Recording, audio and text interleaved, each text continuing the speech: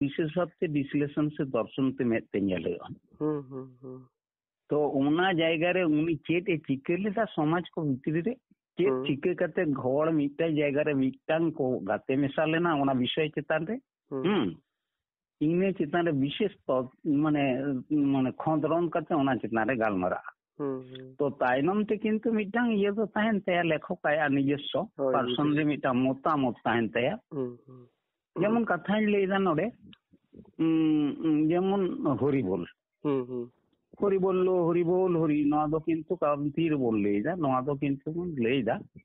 बापला जे बापला समय रे जखन गे इतु सिंदूर हुई कना ना ओना दौड़ो चितान रे उन समय अद नवा कथा बन गालमाराया ये नवा मंतर बन लेदा माने नवा को तो मिटांग माने मंतर कना मंतर स्वरूप होय मंतर स्वरूप लेना व्यापार गे पूरे तो मंतर बांका रो मिटांग मंतर ना मिटांग चेत जहाना प्रति ये तो बनुआ बांगबन बनादा ना दापे पे बनाता बना तो नोनवा जायगा को नितो दादा मंतर लेका गे लेदा कारण ओनाते जखन उनकिन को साक्षी सभा काते मिटांग सागुन जायगा रे को आगुइत किना पूर्ण सदस्य जखन को एमाकिन कना नोड़ दो किंतु पूर्ण सदस्य को एमाकिन कना समाजना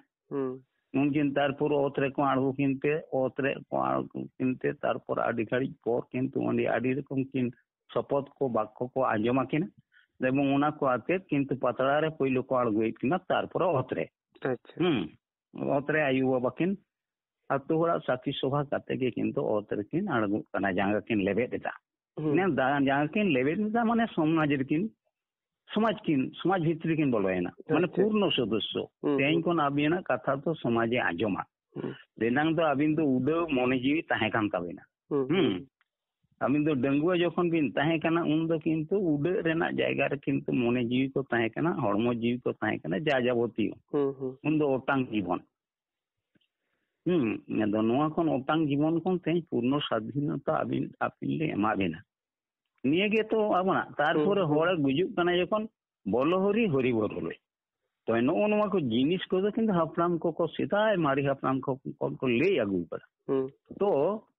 नोआ जायगा रे नितो बोन ले दा जहां परवर्ती काल ओका से चोकारकुम को ले आनंग जे जारे इलाका भित्ति कोंडे हो बबना नुनी खंदरने तो बाय आड़िसुआ होय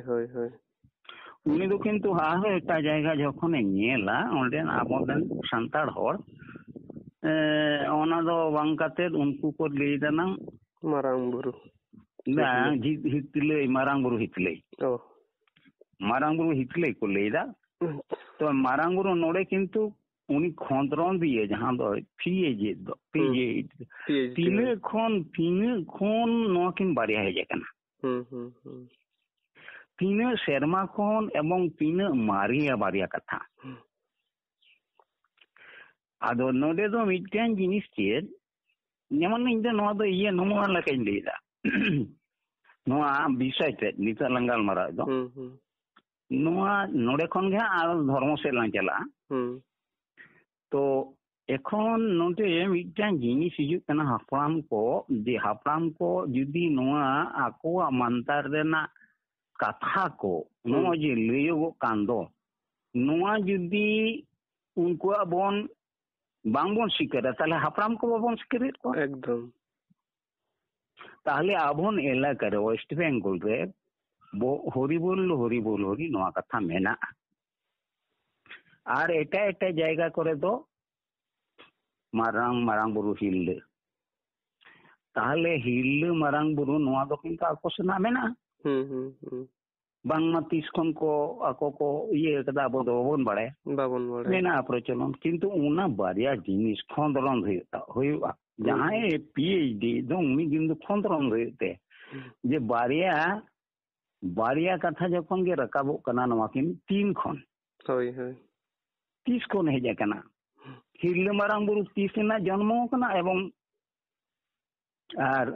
बोलो हरि बोल हरि नवा 30 जन्म कना ताले कान गे उना ना खंदरन कथा दो अबन बुन्याम दाड़े तो पोरेते आदे उनी आया मतमत तहनते शेषरे मिटांग कोटेशन रे खंदरन दिया हो किछु तहनते काटी काटिया मत ᱡᱮ ᱱᱚᱣᱟ ᱡᱤᱱᱤᱥ ᱫᱚ ᱵᱟᱨᱭᱟ ᱥᱚᱢᱚᱭ ᱨᱮ ᱵᱟᱨᱭᱟᱧ ᱧᱟᱢ ᱟᱠᱟᱫᱟ ᱮᱵᱚᱝ ᱱᱚᱣᱟ ᱠᱚ ᱵᱷᱤᱛᱨᱤ ᱨᱮ ᱟᱵᱚᱱ ᱦᱟᱯᱲᱟᱢ ᱠᱚᱣᱟᱜ ᱥᱟᱞᱟᱜ ᱛᱩᱞᱚᱱᱟᱭᱟᱭ ᱠᱤᱪᱷᱩ ᱛᱟᱦᱞᱮ ᱱᱤᱛᱚᱜ ᱫᱚ ᱢᱤᱫᱴᱟᱝ ᱡᱤᱱᱤস ᱪᱮᱫ ᱦᱤᱡᱩᱜᱼᱟ